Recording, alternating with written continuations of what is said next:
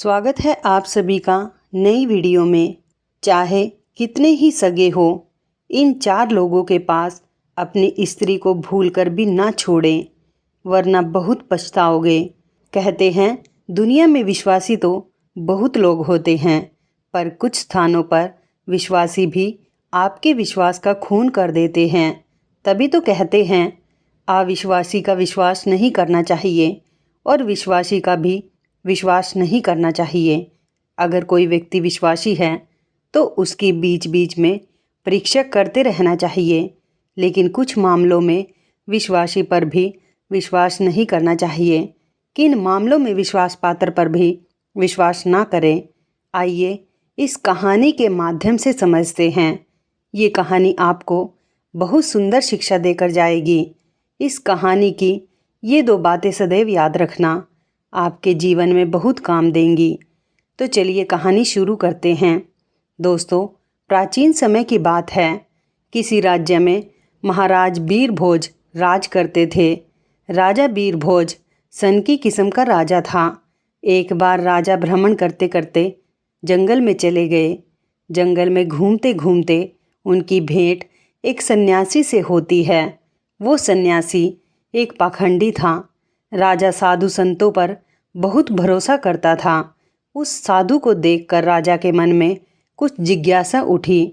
राजा ने सन्यासी को अपना परिचय दिया और पूछने लगा, हे साधु महाराज, आप बहुत पहुँचे हुए मालूम पड़ते हैं। मेरी रानी इस समय गर्भवती है। मैं जानना चाहता हूँ कि उसकी कोख से पुत्र होगा या पुत्री। सन्यासी ने कहा, राजन, मैं ये तो नहीं जानता कि तुम्हारी रानी की कोख से पुत्र होगा या पुत्री, पर इतना जरूर कह सकता हूँ कि अगर तुम्हारी रानी ने किसी पुत्री को जन्म दिया तो तुम्हारा सर्वनाश हो जाएगा। सन्यासी की यह बात सुनकर राजा बड़ा भयभीत हो गया। सोचने लगा कि अगर मेरी रानी ने किसी पुत्री को जन्म दे दिया तो मैं कहीं का नहीं रहूँगा। यही बात सोचकर राजा को बेटी के नाम से नफरत होने लगी।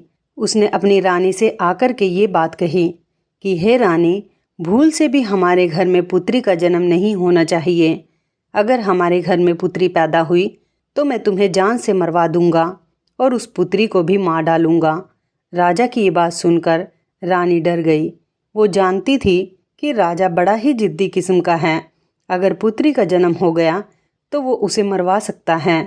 अब तो रानी रोज भगवान से प्रार्थना करती थी कि हे परमात्मा, मुझे पुत्री मत देना, वरना राजा उसे जीवित नहीं छोड़ेगा। दोस्तों, भगवान की कृपा से महाराज वीरभोज की रानी ने सर्वप्रथम एक पुत्र को जन्म दिया। यह देखकर रानी और राजा बहुत प्रसन्न हुए। राजा तो इसलिए प्रसन्न हुआ कि पुत्री ना हुई, किंतु रानी इसलिए प्रसन्न हुई कि अगर पुत्री होती तो कन्या हत्या का दोष लगता। मित्रों, कुछ समय बाद रानी ने फिर से गर्भ धारण किया। बच्चे का जब जन्म होने का समय आया, उसी दौरान राजा को किसी जरूरी काम से दूसरे राज्य में जाना पड़ गया और उसे लौटने में कई दिन लगने वाले थे। जाते जाते राजा अपनी रानी से कह गया, यदि तुम्हारे गर्भ से बेटी का जन्म हो तो उसे मरवा देना। मैं बेटी की सूरत नहीं देखना चाहता। इतना कहकर राजा तो चला गया और उसे अपने नगर लौटने में कई माह का समय लग गया। लेकिन इसी दौरान रानी ने एक पुत्री को जन्म दिया। जिस बात का डर था वही हो गया। बेटी को देखकर रानी घबरा गई। सोचने लगी कि राजा के आदेश के अनुसार बेटी की हत्या करनी पड़ेगी। यह निंदनीय काम मैं कैसे करूँगी? मैं एक माँ हूँ और मेरे लिए जितना मुझे बेटा प्यारा है उतनी ही बेटी प्यारी है। अब तो बेटी को देखकर ही रानी एकदम से रोने लगी और कहने लगी, हे भगवान, अब मैं क्या करूँ? कन्या हत्या का पाप बहुत बड़ा होता है। पूत कपूत हो सकता है, पर माता कुमाता नहीं हो सकती। रानी बहुत बड़े धर्म संकट में फंस चुकी थी। रानी को रोता हुआ देखकर रानी की दाई पूछने लगी, हे रानी, घर में पुत्री हुई है, यह तो बड़े ही सौभाग्य की बात है, पर आप तो बैठी रो रही हो। इसका क्या कारण है? क्या कोई अनहोनी हो गई? रानी बोली, हे दाई, वास्तव में जो नहीं होना चाहिए था वही तो हो गया। रानी ने दाई को पूरी बात बताई कि हमारे महाराज ने इस कन्या को मारने का आदेश दिया है। अब आप ही बताइए कि मैं इस अबोध बच्ची की जान कैसे ले लूं। तब दाई ने रानी से कहा कि रानी साहिबा, तुम चिंता मत करो, तुम राजा से कह देना कि मैंने बेटी को मरवा दिया है। मैं तुम्हारी बेटी को सबके सामने मारने के लिए ले जाती हूँ, लेकिन मैं इसे मारूंगी नहीं, बल्कि इसे पालूंगी। अगर कोई पूछेगा तो मैं कह दूंगी यह बच्ची मेरी भतीजी है। इससे इस बच्ची की जान भी बच जाएगी और राजा की नज़रों से दूर भी हो जाएगी। इसके पालन पोषण को लेकर तुम निश्चिंत रहो, मैं इसे अपनी बेटी की तरह पालूंगी। अब तो यह सुनकर रानी को बड़ी खुशी हुई। सोचने लगी कि ये बेटी भले ही मुझे देखने को ना मिले, लेकिन कम से कम वो जीवित तो बनी रहेगी। तब रानी ने बड़े उदास मन से कुछ माला आभूषण अपनी पुत्री के पालन पोषण के लिए उस दाई के लिए दे दिए और दाई से रानी ने कहा, हे दाई माँ, मैं तुम्हारी ये एहसान जिंदगी भर कभी नहीं भूलूंगी। जब कभी तुम्हें धन की ज़रूरत पड़ेगी तो मैं तुम्हें और भी अधिक धन दौलत दूंगी, लेकिन मेरी बेटी का ये सच कभी खुलने मत देना। दाई को इतना समझाने के बाद में रानी ने अपनी उस बेटी को दाई के हवाले सौंप दिया और धीरे धीरे करके पूरे राज्य में और महल में यह खबर फैला दी कि दाई ने ले जाकर उस बच्ची को मार दिया और उसे ज़मीन में दफना दिया। दोस्तों, इधर क्या हुआ, उस बेटी को ले जाने के बाद दाई ने उस बेटी को बहुत अच्छे ढंग से पालन पोषण करना शुरू कर दिया। दोस्तों, जब कुछ दिनों के बाद राजा वीरभोज अपने राजमहल में लौटकर आया तो राजा के लिए भी यही बात बताई गई कि आपके जाने के बाद रानी ने एक बेटी को जन्म दिया था और उस बेटी को आपके आदेश के अनुसार मारने के बाद ज़मीन में दफन कर दिया। मित्रों, ये बात सुनकर राजा को बड़ी खुशी हुई। इधर दाई उस बच्ची को अपनी भतीजी बताकर पालने लगी और उस बच्ची को जब भी रानी को देखने की इच्छा होती थी तो वो उसे लेकर राजमहल में चली आती थी। उस बच्ची को देख करके रानी की ममता उमड़ने लगती। रानी चोरी चुपके उस बच्ची से प्यार कर लिया करती थी। किसी के पूछने पर दाई उसे अपने भाई की लड़की बताती थी। कन्या को देखकर रानी को बड़ा सुकून मिलता था। वो जब तब उस दाई को धन वस्त्र आभूषण दे दिया करती थी। इधर रानी के आदेश के अनुसार उस दाई ने बेटी की परवरिश में किसी प्रकार की कोई कमी नहीं छोड़ी। अब तो धीरे धीरे करके वह बेटी बड़ी होने लगी। धीरे धीरे वो जवान होती चली गई। राजमहल में उसका पालन पोषण नहीं हुआ था, एक गरीब दाई के घर में हुआ था, पर फिर भी वो एक सुंदर राजकुमारी की तरह दिखती थी। धीरे धीरे वो सुंदर यौवन से संपन्न हो गई। जब वो जवान हो गई तो दाई ने उसे राजमहल ले जाना बंद कर दिया। वो पूरे दिन दाई के घर में ही रहती थी। एक दिन की बात, राजा वीरभोज अपने नगर का भ्रमण कर रहा था।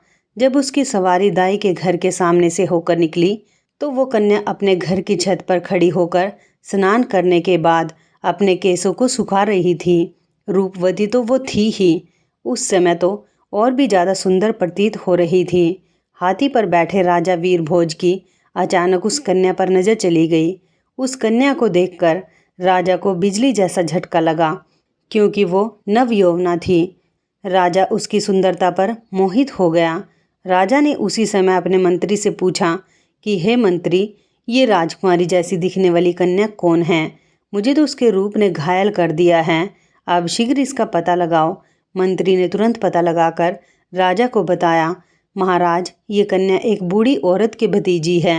मित्रों, रात भर राजा को नींद नहीं आई। बार बार उसी लड़की का चेहरा राजा की आंखों के सामने आ जाता था। सवेरा होते ही राजा ने मंत्री से कहा, मंत्री, वो लड़की बहुत सुंदर है, उसने मेरी रातों की नींद उड़ा दी। उसकी मोहनी मूरत मुझे बार बार परेशान करती है। उसके बिना तो अब मैं रह नहीं पाऊंगा। एक काम करो, कुछ लोगों को साथ ले जाकर आप उस बूढ़ी औरत के घर जाइए और उस लड़की के साथ मेरे विवाह की बात कीजिए। मित्रों, उसी दिन राजा के कहने पर राजा का मंत्री अपने कुछ सैनिकों को साथ लेकर उस लड़की का हाथ मांगने उस बूढ़ी औरत के घर जाता है और सारी बात उस दाई को बताता है कि हमारे राजा साहब आपकी बेटी से विवाह करना चाहते हैं। आपकी पुत्री को राजा साहब अपनी रानी बनाना चाहते हैं। मंत्री के मुख से ऐसे शब्दों को सुनने के बाद दाई के एकदम से होश उड़ गए। दाई मन में सोचने लगी, हे भगवान, ये कैसा अनर्थ होने जा रहा है। आखिर अब मैं क्या करूं? ये कन्या तो उसी राजा की बेटी है और राजा इस बात को नहीं जानता है। दोस्तों, उसी समय उस बूढ़ी माँ ने साफ इनकार करते हुए कहा कि भाई, मैं गरीब स्त्री हूँ, मेरी भतीजी राजा साहब के लायक नहीं हैं, इसलिए आप दोबारा इस रिश्ते को लेकर कभी मेरे घर मत आइए। मंत्री ने कहा, हे माँ, तुम कैसी मूर्ख स्त्री हो जो राजा के साथ अपनी बेटी का ब्याह करने से इनकार कर रही हो। तुझे तो अपना सौभाग्य समझना चाहिए कि राजा स्वयं तेरी बेटी से विवाह करने का इच्छुक है। मंत्री के बार बार कहने पर भी उस बूढ़ी औरत ने राजा के साथ बेटी का ब्याह करने से इनकार कर दिया। हार कर मंत्री वापस चला गया और राजा को सारी बात बताई कि वो बुढ़िया आपके साथ अपनी बेटी का विवाह करने से इनकार कर रही है। मित्रों, इस बार राजा ने और कुछ लोगों को बुढ़िया के घर पर भेजा और उनके द्वारा हजारों तरह के लालच दिए, उसे डराया धमकाया भी, परंतु वह बूढ़ी औरत इस प्रस्ताव के लिए राजी नहीं हुई। बुढ़िया का हठ देखकर राजा एकदम गुस्से से भर गया। राजा ने उसी समय तुरंत ही हुक्म दे दिया कि उस बूढ़ी औरत को पकड़कर हमारे दरबार में जल्दी से जल्दी लेकर आओ। तब राजा का आदेश पाने के बाद राजा के सिपाही तुरंत ही दौड़े दौड़े गए और उस बूढ़ी औरत को बंदी बनाकर ले आए। बंदी बनाने के बाद दरबार में लाकर उस बूढ़ी औरत की खूब पिटाई की। सैनिकों की मार को वही स्त्री बर्दाश्त नहीं कर पाई। कोड़ों की मार पड़ते ही बूढ़ी औरत राजा के सम्मुख एकदम से चीख कर गिर पड़ी और उसने सारी सच्चाई बता दी कि हे महाराज, वो लड़की कोई और नहीं बल्कि आपकी ही सगी बेटी है। आपकी रानी ने मुझे जब उस बेटी को मारने के लिए दिया तो मैंने उस बेटी को मारना ठीक नहीं समझा। मारने की बजाय मैंने उसे अपने घर में रखकर अपने भाई की बेटी बताकर उसे पालना पोसना उचित समझा। मैंने ही आपकी बेटी को पाल पोस कर इतना बड़ा कर दिया है। यदि आप अपनी ही बेटी से विवाह करेंगे तो ये बहुत बड़े पाप की बात हो जाएगी। दाई की बात सुनकर राजा हक्का बक्का रह गया। उसने अपना माथा ठोका, सोचने लगा, हे भगवान, मैं ये कितना बड़ा पाप करने जा रहा था। तूने मुझे इतने बड़े पाप में पड़ने से बचा लिया। अब तो राजा वीर भोज को और ज़्यादा गुस्सा आने लगा।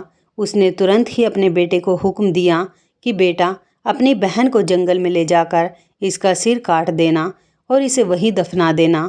प्रमाण के लिए तुम उसकी दोनों आंखें निकाल कर मुझे लाकर दिखाना। दोस्तों, उस राजा का एक बेटा था जो उस लड़की से बड़ा था। अब वो भी जवान हो चुका था। अपने पिता की ऐसी बातों को सुनने के बाद में राजकुमार जो था वो एकदम से परेशान हो गया। सोचने लगा, पिताजी ने मुझे बहुत ही पाप का कार्य सौंपा है। इतने वर्षों के बाद तो मुझे मेरी बहन मिली है और उसे मैं अपने ही हाथों से मार डालूं। भगवान कभी मुझे क्षमा नहीं करेंगे। हे भगवान, ये पाप मुझसे ना कराओ। अब तो राजकुमार सोच सोचकर बड़ा दुखी होने लगा।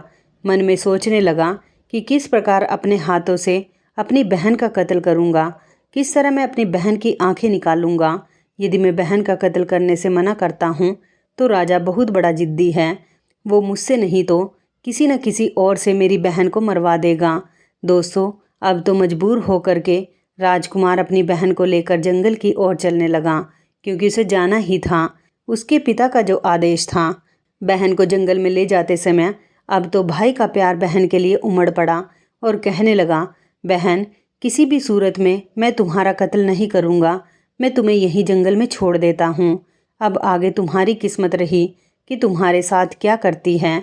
तब बहन ने जवाब दिया, भैया, तो मुझे मार दो और मारकर मेरी आंखें निकाल कर पिताश्री के लिए ले जाकर दिखा दो। और यदि तुम मेरी आंखें निकाल करके नहीं ले जाओगे तो हमारे पिता तुझे भी मार देगा। दोस्तों, उस समय वे दोनों भाई बहन एक दूसरे से लिपट कर बहुत रो रहे थे। उन पर दुखों का पहाड़ टूट पड़ा था। उन्हें कुछ समझ में नहीं आ रहा था कि वे क्या करें। अंत में राजकुमार इस नतीजे पर पहुंचा और उसने निश्चय कर लिया कि वो अपनी बहन को नहीं मारेगा। उसने अपनी बहन को समझाया कि बहन, मैं तुम्हें इस जंगल में छोड़े जा रहा हूँ। आगे भगवान मालिक है कि वो तुम्हारे साथ क्या करेगा। मैं कोई ना कोई बहाना पिताजी के सामने बना दूंगा।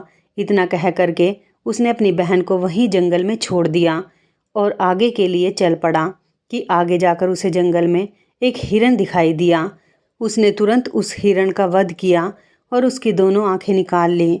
उसके बाद वो अपने पिता के पास पहुंचा और उसे हिरण की दोनों आंखें दिखाते हुए कहा, पिताजी, मैंने बहन को मार करके एक नदी में फेंक दिया है।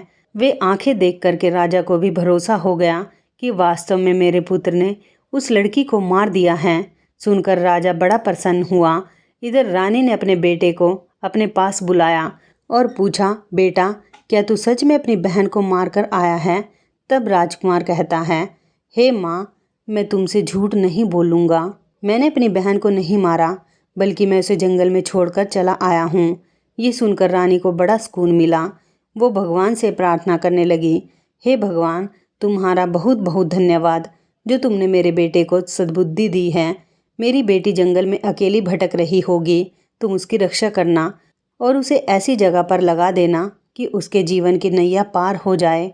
जब उसे जन्म दिया है तो वो अपना पूरा जीवन जीकर ही मृत्यु को प्राप्त हो। इधर राजकुमारी जंगल में पत्ते फूल खाकर धीरे धीरे करके अपना गुजारा करने लगी। पेड़ पत्थरों, कंटीली झाड़ियों के बीच घूमते घूमते उसके वस्त्र बिल्कुल फट चुके थे। वो अर्धनग्न अवस्था में उसी जंगल में भटक रही थी। कई दिन उसके जंगल में बीत गए। एक दिन ऐसा भी आ गया कि उसके शरीर पर सबूत वस्त्र भी नहीं बचा। वो वृक्षों से फल फूल खाकर अपना दिन गुजारती थी और घनी झाड़ियों के बीच छिपकर सो जाती थी। एक दिन उसी जंगल में दूसरे राज्य का राजा चंद्रभान शिकार खेलने के लिए आया। इधर राजकुमारी वृक्षों से फल तोड़कर खा रही थी। उधर उसके कानों में जैसे ही घोड़े की आवाज़ पहुंची तो राजकुमारी घनी झाड़ियों के बीच छिपकर बैठ गई। संयोग से राजा इस वृक्ष के नीचे आकर विश्राम करने के लिए बैठ गया। अचानक राजा की नज़र उन झाड़ियों के बीच गई। उसने देखा कि झाड़ियों के बीच कोई बैठा है। किसी मनुष्य की आकृति नजर आ रही थी। राजा ने फौरन आवाज़ लगाई, तुम कौन हो और इन झाड़ियों के बीच में क्या कर रहे हो? तुम जो भी हो, फौरन बाहर निकल कर आओ। मैं तुम्हें विश्वास दिलाता हूँ, मैं तुम्हें कोई हानि नहीं पहुँचाऊँगा। राजा की बात सुनकर लताओं के बीच से राजकुमारी ने आवाज़ दी, हे राहगीर, मैं दुखी लाचारी स्त्री हूँ। मेरे बदन पर वस्त्र नहीं हैं, मैं निर्वस्त्र हूँ। यदि तुम कोई वस्त्र मुझे दे दो तो मैं उसे पहनकर बाहर आ जाऊंगी। किसी स्त्री की आवाज़ सुनकर राजा आश्चर्यचकित था कि इस जंगल के बीच में भला ये स्त्री क्या कर रही है। जरूर किसी दुख की मारी होगी। तब राजा ने जो चादर अपने गले में डाली थी उसे झाड़ियों के बीच फेंक दिया और उसके बाद उस राजकुमारी ने अपने बदन को उस चादर से अच्छी तरह से ढका और उसके बाद वह राजा चंद्रभान के सामने आई। दोस्तों, राजा ने जब उसकी सुंदरता को देखा तो उसे देखता ही रह गया। सोचने लगा, इतनी सुंदर स्त्री मैंने अपने जीवन में पहले कभी नहीं देखी है। किसने इसे जंगल में छोड़ दिया है? ये तो हमारी रानी बनने की योग्य है। तब राजा ने अपने बारे में राजकुमारी को बताया और बोला, हे सुंदरी, तुम जो भी हो उससे मुझे कुछ मतलब नहीं है। अब मैं तुम्हें अपनी रानी बनाना चाहता हूँ। राजा की बात सुनने के बाद में वो राजकुमारी भी उसकी पत्नी बनने के लिए राजी हो जाती हैं। कहते हैं, डूबते को तिनके का सहारा ही बहुत है। यह तो फिर भी एक राजकुमार था जो उसे अपनी पत्नी बनाना चाहता था। राजा उस कन्या को अपने घोड़े पर बैठाकर अपने राज्य में आया तो सबसे पहले वो अपने पिता के समय के एक बुजुर्ग मंत्री के घर पहुंचा और उस लड़की को उस बुजुर्ग मंत्री के घर छोड़ दिया और उससे कहा कि हे काका, आप ऐसा समझो कि ये तुम्हारी बेटी है और मैं इस लड़की से विवाह करूंगा। यदि मैं इसे ऐसे ही महल में ले जाता हूँ तो लोग कहेंगे कि राजा किसी कुंवारी कन्या को भगा लाया है। इससे मेरी मान प्रतिष्ठा पर ठेस पहुँचेगी। मैं इसे विधि विधान के अनुसार ब्याह कर अपने घर ले जाना चाहता हूँ।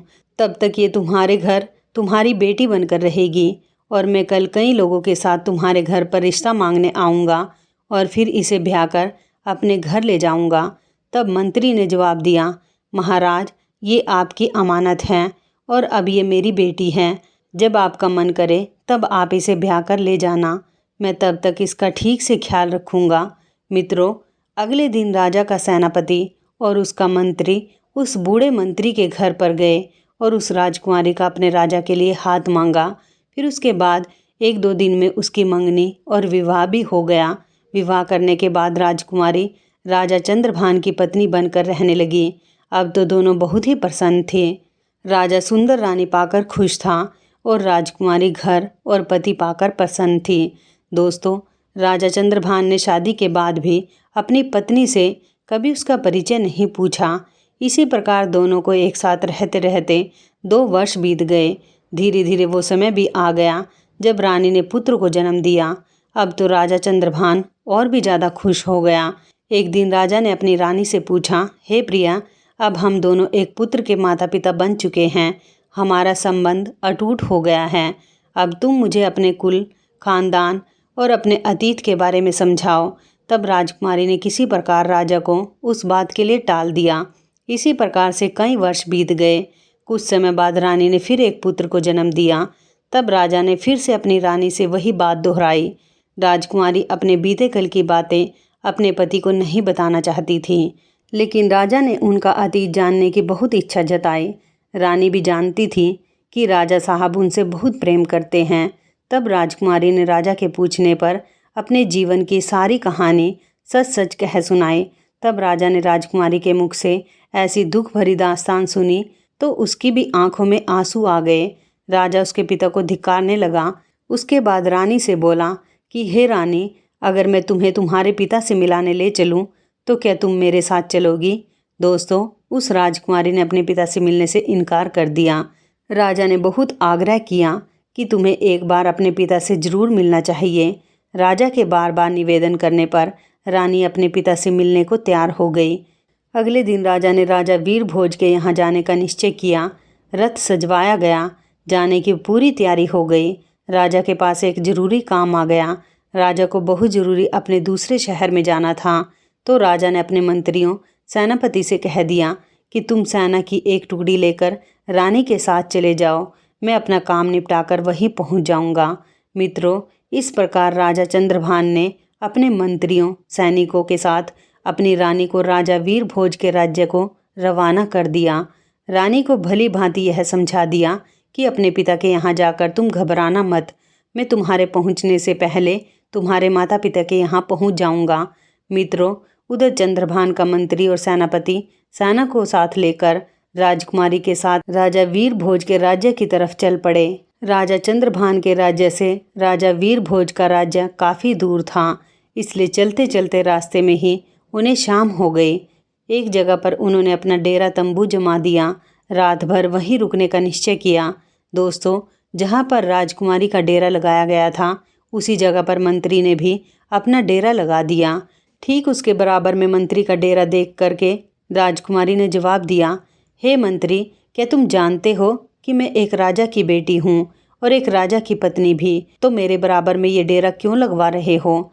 अपना डेरा ले जाकर कहीं दूसरी जगह लगाओ। तब मंत्री ने जवाब दिया, हे रानी साहिबा, महाराज ने हमें आपकी देखरेख के लिए भेजा है। यदि आपको और आपके बच्चों को कुछ हुआ तो हम राजा को क्या जवाब देंगे? दोस्तों, राजकुमारी के बार बार मना करने पर मंत्री बिल्कुल नहीं माना। फिर क्या हुआ? इधर शाम को सबने खाना खाया। रात्रि का समय हो गया। सभी लोग पैदल यात्रा चलकर आए थे। हारे थके होने के कारण वे सब जल्दी ही सो गए। रात्रि के दूसरे पहर में मंत्री जो था राजकुमारी के डेरे में घुस आया। जैसे ही मंत्री राजकुमारी के डेरे में घुसा तो तुरंत ही एकदम से राजकुमारी उठकर बैठ गई। वो मंत्री की बुरी मंशा को भांप गई। अब तो राजकुमारी को अंदाजा हो गया था कि मंत्री के मन में किसी न किसी प्रकार का जरूर खोट है। जैसे ही मंत्री को राजकुमारी ने अपने डेरे में देखा तो एकदम से ललकार कर बोली, खबरदार, जो मुझे छुआ तो डेरे से तुरंत बाहर निकल जाओ। दोस्तों, रानी ने मंत्री को बार बार डेरे से बाहर जाने के लिए कहा, लेकिन मंत्री ने कोई बात नहीं मानी। मंत्री धीरे धीरे करके आगे बढ़ता ही चला गया। तब राजकुमारी ने जवाब दिया कि हे दुष्ट मंत्री, क्या तुम्हें अंदाजा है कि तुम ये क्या करने जा रहे हो? भलाई चाहते हो तो अभी डेरे से बाहर निकल जाओ। दोस्तों, उस राजकुमारी की बात मंत्री ने अनसुनी कर दी। तब उसी समय पर राजकुमारी ने अपने बड़े बेटे को मंत्री के सामने कर दिया और बेटे को सामने खड़ा करने के बाद राजकुमारी ने मंत्री को भगवान और बेटे की दुहाई दी, कसम दी, लेकिन वो पीछे लौटने को मंजूर नहीं हुआ। उस मंत्री के दिमाग में शैतान घुस चुका था। वो वासना में अंधा हो चुका था। उस समय उसे कुछ दिखाई नहीं दे रहा था। उसके दिलो दिमाग में रानी का सुंदर चेहरा बसा हुआ था। मंत्री एकदम आगे बढ़ा। तलवार निकालने के बाद राजकुमारी के बड़े बेटे का सिर धड़ से अलग कर दिया। बेटे का सिर कटने के बाद में राजकुमारी तुरंत ही समझ गई कि ये दुष्ट मंत्री अब नहीं मानेगा। तो अपनी लाज बचाने के लिए रानी ने कुछ नरम रुख अपनाते हुए कहा, तुम थोड़ी देर ठहरो, मैं अभी आती हूँ। उसके बाद में जो तुम्हारे मन में हो वो तुम कर लेना। इतना कहने के बाद में रानी उस डेरे से बाहर निकल गई और वहाँ से भागकर जंगल में चली गई। सुबह होने तक रानी झाड़ियों में छुपी रही और जब वो सुबह होने पर लौटकर अपने डेरे में आई तो उसने क्या देखा कि उसके बेटे का सिर कटा हुआ पड़ा है, वो धड़ अलग पड़ा है। अपने बेटे की लाश देखने के बाद अब तो रानी की हालत और भी ज़्यादा खराब हो गई, लेकिन वो कर भी क्या सकती थी। उस शैतान के सामने वो बेबस थी। बेटे की मृत्यु का गम अपने मन में छुपाए वो उनके साथ आगे तो चल पड़ी। चलते चलते जब वे शाम के होने पर एक जगह पर और रुके, अब तो दूसरी रात के लिए अगला पड़ाव डाला गया। तो राजकुमारी के डेरे के पास में सेनापति ने अपना डेरा लगाया। तब राजकुमारी ने उस सेनापति को बुलाकर कहा कि तुम अपने डेरे को यहाँ से दूर हटा करके लगवाओ।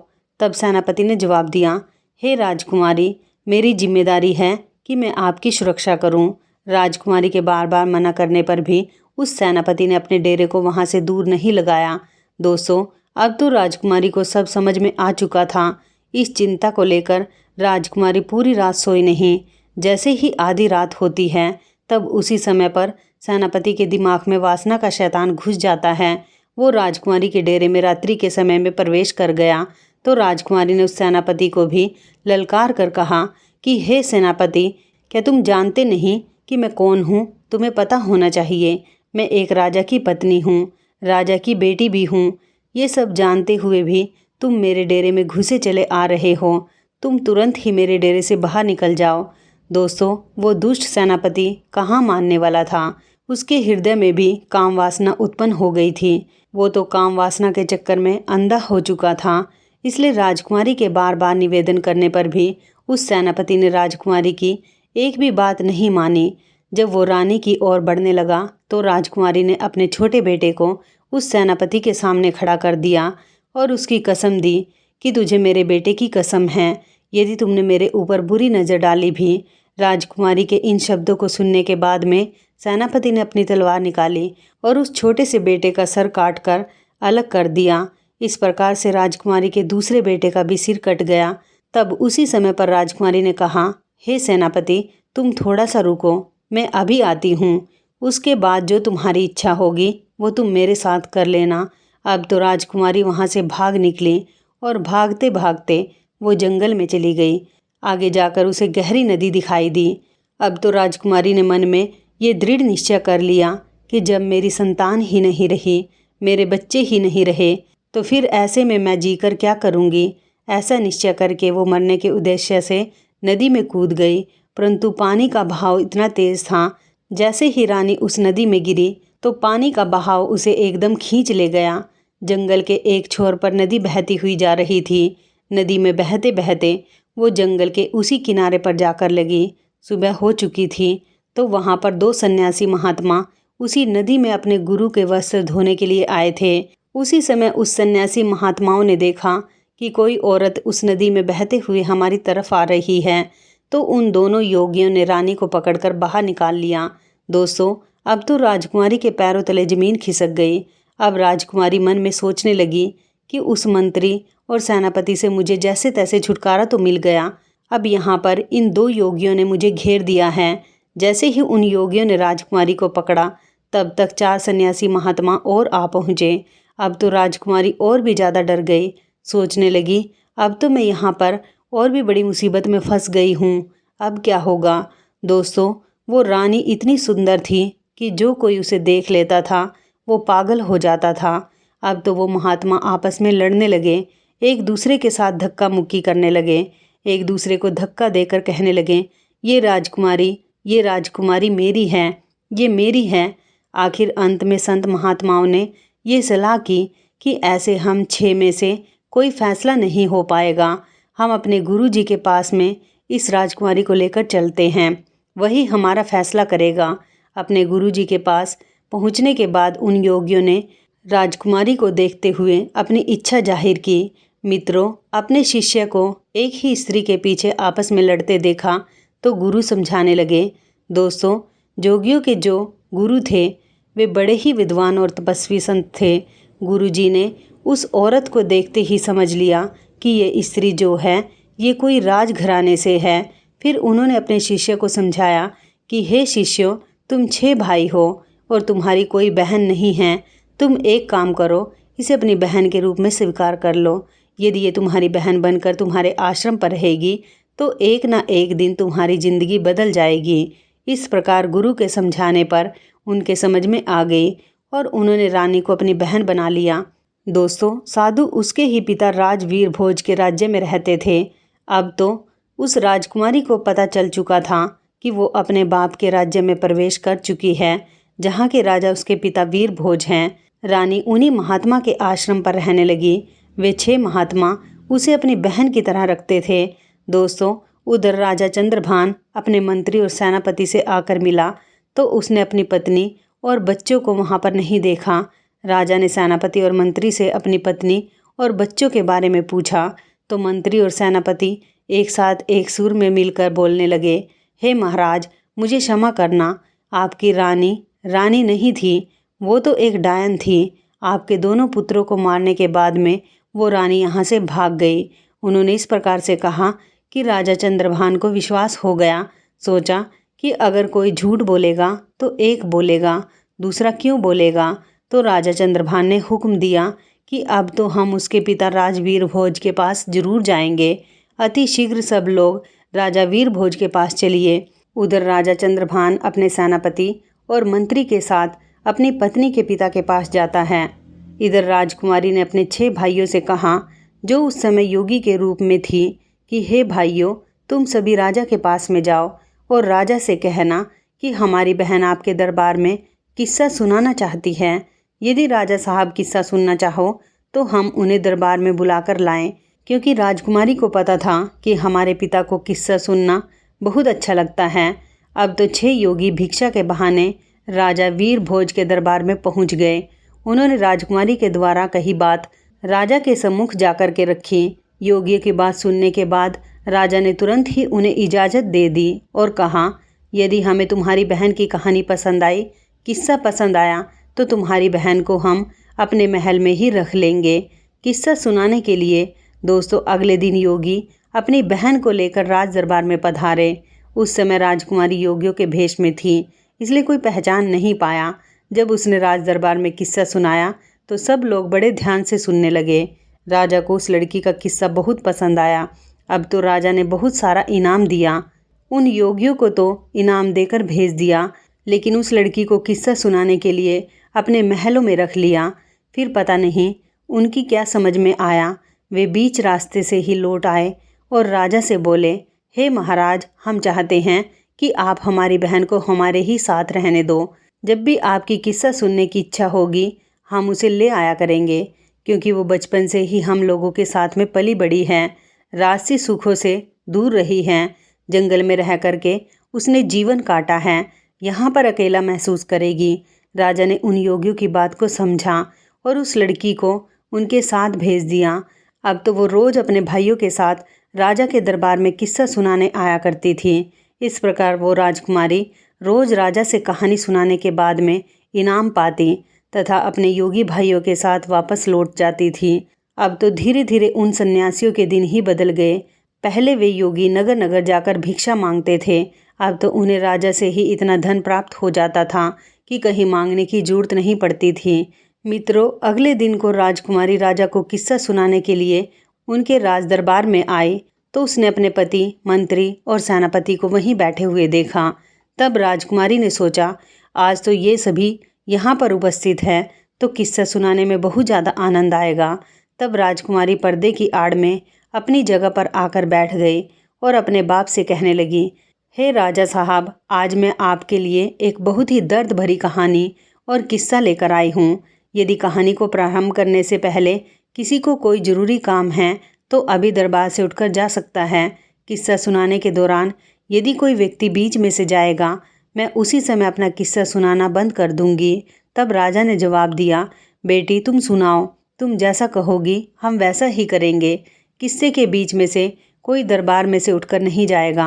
मित्रों, अब तो राजा के दरबार के सभी दरबारी किस्सा सुनने के लिए बैठ गए। उनमें उसका पति और वो विश्वासघाती मंत्री और सेनापति भी था। अब तो राजकुमारी ने राजा के दरबार में अपना किस्सा शुरू कर दिया। कहने लगी, हे सभा के लोगों, इस किस्से को ध्यान से सुनना। राजकुमारी सुनाने लगी कि किसी देश में एक राजा रहता था जो बड़ा ही जालिम राजा था। उस राजा को अपनी पुत्रियों से बहुत ज़्यादा नफरत थी। जब एक दिन उसके यहाँ एक बेटी ने जन्म लिया तो उसने अपनी बेटी को अपने बेटे के हाथ जंगल में मरवाने के लिए भेज दिया।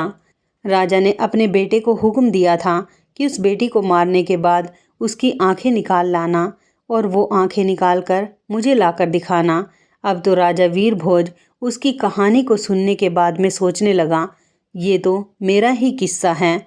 खुश होकर के राजा वीरभोज ने उन योगियों के पास में अपने मोतियों की माला फेंकते हुए कहा, इस किस्से को अंत तक जरूर सुनाया जाए। अब तो राजा की आंखों में पानी भर आया, क्योंकि राजा वीरभोज को अपनी करनी पर बहुत पश्चाताप होता था। राजकुमारी आगे बताने लगी, हे महाराज, जब उसका भाई उसे मारने के लिए जंगल में ले गया तो उसके भाई ने उस राजकुमारी को, उस बहन को नहीं मारा और जंगल में अपनी बहन को छोड़कर वापस राजभवन को लौट गया। अब ये जानकर के राजा थोड़ा प्रसन्न हुआ। राजा मन में सोचने लगा, शायद हो सकता है आज भी मेरी बेटी जिंदा हो। इधर वही राजकुमारी अपने किस्से को सुनाती हुई आगे बोली, जब उसका भाई उस लड़की को जंगल में छोड़ आया तब बेचारी भूखी प्यासी इधर उधर भटकने लगी। भूख लगने पर वृक्षों के पत्ते और फल फूल खा लिया करती थी। इसी तरह से वह अपने आप को जीवित रखती थी। इस प्रकार से जंगल में रहते रहते उस बेटी के तन पर एक भी वस्त्र साबित नहीं बचा था। तो कहीं से एक दिन घूमता हुआ घोड़े पर सवार एक आदमी आया। वो आदमी किसी देश का राजा था। उसकी नज़र जब उस लड़की पर पड़ी तो वो लड़की निर्वस्त्र थी। उसी राजा ने लड़की को अपना बदन ढकने के लिए भी चादर दे दी और वहाँ से उसे अपने नगर बुला ले गया और बिना कुछ जाने राजा ने उस लड़की से विवाह कर लिया। दोस्तों, रानी ऐसा किस्सा सुना रही थी। किस्से के बीच में अपनी कहानी को सुनकर राजा चंद्रभान समझ गया कि ये तो उसका ही किस्सा है। उसने भी खुश होकर एक मोतियों की माला जोगियों के पास भेज दी और बोला, ये किस्सा जारी रखा जाए और ये किस्सा अंत तक होना चाहिए। तब आगे राजकुमारी कहने लगी, अब तो वो लड़की किसी राजा की रानी बन चुकी थी। राजा की रानी बनने के बाद में उस लड़की की कोख से 2 बेटों ने जन्म लिया। एक दिन उसके पति ने अपनी पत्नी से उसके जीवन की पूरी घटना पूछी कि तुम कौन हो और उस जंगल में निर्वस्त्र क्यों भटक रही थी। तब उस लड़की ने अपने बाप की करतूतें अपने पति को बताई। यह सुनकर उसका पति बड़ा दुखी हुआ। उसका पति दिल का बहुत अच्छा इंसान था। यह जानकर कि उसकी पत्नी का एक राजा पिता भी है तो उसे उसके पिता से मिलाने के लिए उस राजा ने अगले दिन तैयारी की। लेकिन उसने एक गलती कर दी। उसने अपनी पत्नी और बेटों की सुरक्षा के लिए स्वयं न जाकर अपने मंत्री और सेनापति को उसके साथ भेज दिया और ये उसकी सबसे बड़ी भूल थी। क्योंकि कहते हैं, चाहे कोई कितना ही सगा क्यों ना हो, अपनी जवान स्त्री, जवान बहन, जवान बेटी को किसी दूसरे पर भरोसा करके भी उसके साथ भेजना नहीं चाहिए और ना ही उसके पास छोड़ना चाहिए, चाहे वो कितना ही वफादार और विश्वास पात्र हो। मगर जब वासना दिमाग पर हावी होती है तो सारी वफादारी, सारा विश्वास धरा रह जाता है और स्त्री तो वैसे भी पुरुष के लिए आकर्षण का केंद्र होती है। अगर वो अकेले किसी अन्य पुरुष के साथ जाती है या ठहरती है तो उसके मन में कामरूपी विकार आ जाता है। भूलकर भी कभी अपनी बहन बेटी को किसी अन्य के साथ नहीं छोड़ना चाहिए। खास करके तब तो और भी नहीं छोड़ना चाहिए जब कोई पुरुष जवान, सुंदर हो और अकेला हो। कहते हैं, स्त्री धन और विद्या ये जिसके पास रहती है उसी की हो जाती है। राजकुमारी राजा वीरभोज के दरबार में अपना किस्सा सुना रही थी। राजा वीरभोज और राजा चंद्रभान उस किस्से को बड़े ध्यान से सुन रहे थे। उधर उस राजा ने अपनी पत्नी और बच्चों को मंत्री और सेनापति के साथ भेज दिया। सफ़र ज़्यादा लंबा था। चलते चलते जब रास्ते में सूर्यास्त हो गया तो उन्होंने वहीं रुकने का निश्चय किया। मंत्री ने अपना डेरा रानी के डेरे के बराबर में लगवाया। रानी ने इसका बहुत विरोध किया पर वो नहीं माना। तो रात्रि के समय में मंत्री ने उस राजकुमारी के साथ में दुष्कर्म करने की सोची। राजकुमारी के बार बार निवेदन करने पर भी वो दुष्ट मंत्री नहीं माना, बल्कि उसने राजा के बेटे का भी कत्ल कर दिया। दोस्तों, जब बेटे का कत्ल कर डाला तो रानी अपना धर्म बचाने के लिए मंत्री से बहाना बनाकर जंगल में भाग गई।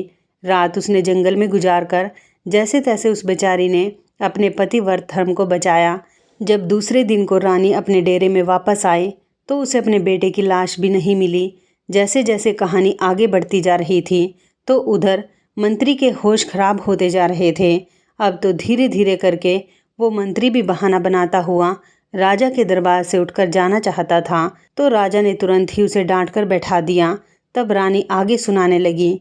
जब दूसरे दिन को जब वो वहाँ से आगे को चली और एक जगह रास्ते में फिर डेरा तंबू लगाए, तो उस रात सेनापति डेरे में घुसकर दुष्कर्म की लालसा से रानी के पास जा पहुंचा। रानी ने पहले तो उसे खूब ललकार कर समझाया कि वो यहाँ से चला जाए, लेकिन वो दुष्ट लौटने को तैयार नहीं हुआ। रानी ने उसे अपने छोटे बेटे की कसम दी। ये कहानी सुनकर सेनापति भी घबराने लगा। सोचने लगा, यह तो मेरा भेद खुल रहा है। वो भी उठकर भागने को तैयार हुआ, तो राजा ने डांट कर उसे भी बैठा दिया। चंद्रभान ने कहा, क्यों भाई, सच्चाई तुमसे सुनी नहीं जा रही क्या? सेनापति भी अपना मुंह लटकाकर चुपचाप बैठ गया। इधर किस्सा जारी था। राजकुमारी कहने लगी, फिर उसके बाद सेनापति ने भी रानी के छोटे बेटे का कत्ल कर दिया। वो गलत भाव लेकर रानी के पास बढ़ता गया, तो उसी समय पर किसी न किसी प्रकार से वो राजकुमारी अपनी जान बचा करके वहाँ से भाग निकली और वहाँ से एक नदी में कूद गई। लेकिन उसकी किस्मत ने वहाँ पर उसका साथ नहीं दिया। वो बेचारी जिंदा बच गई। उस नदी में बहते बहते वो चली गई और जंगल के दूसरे छोर पर 6 योगियों के हत्थे चढ़ गई और सन्यासियों ने भी उस राजकुमारी को अपनी पत्नी बनाना चाहा, परंतु उसके महान बुद्धिमान गुरुजी ने उन सन्यासियों से ये पाप होने से बचा लिया और गुरुजी के बार बार समझाने पर सन्यासियों ने उस राजकुमारी को अपनी बहन के रूप में स्वीकार कर लिया। फिर वे भाई बहन अपने यहाँ जो राजा था उस राजा के यहाँ पर किस्सा सुनाने के लिए रोज अपनी बहन को ले जाने लगे। दोस्तों, इतनी कहानी सुनने के बाद वो राजकुमारी अपना घूंघट हटाकर राजा के सामने आकर खड़ी हो गई। अपनी कन्या को देखकर राजा वीरभोज भी पहचान गए और उधर अपनी पत्नी को देखकर राजा चंद्रभान की आंखें भर आई। पत्नी को सामने देखकर राजा चंद्रभान बहुत प्रसन्न हुआ, लेकिन अपने पुत्रों की मृत्यु का दुख उसे खाए जा रहा था। राजा चंद्रभान राजा वीरभोज से आज्ञा मांगने लगा कि महाराज, मेरा मंत्री और मेरा सेनापति मेरा ही शत्रु है, इसे मैं स्वयं दंड देना चाहता हूँ। तब उसी तरह से राजा चंद्रभान ने उन दोनों के सर कलम कर दिए। पापियों को उनकी करनी का दंड मिल चुका था। इधर राजा वीरभोज ने अपनी बेटी को सीने से लगा लिया और बार बार उसे अपने किए की क्षमा मांगने लगा। बेटी ने अपने पिता को क्षमा कर दिया। इस प्रकार से राजकुमारी अपने पति के साथ कुछ दिन तक अपने पिता के घर पर रही। फिर उसके बाद बड़ी हंसी खुशी के साथ उसके पिता ने अपनी बेटी को बड़ी धूमधाम से विदाई की। राजा चंद्रभान अपनी पत्नी को लेकर अपने नगर लौट आया और हंसी खुशी के साथ समय व्यतीत करने लगी। कुछ ही समय में रानी ने 2 बेटों को और जन्म दिया। अब तो उनकी खोई हुई खुशी सारी वापस आ चुकी थी। मित्रों, भगवान अगर किसी के पक्ष में होता है तो कोई भी उसका बाल बांका नहीं कर सकता। चाहे कोई कितना ही प्रयास कर ले, कोई उसे मार नहीं सकता।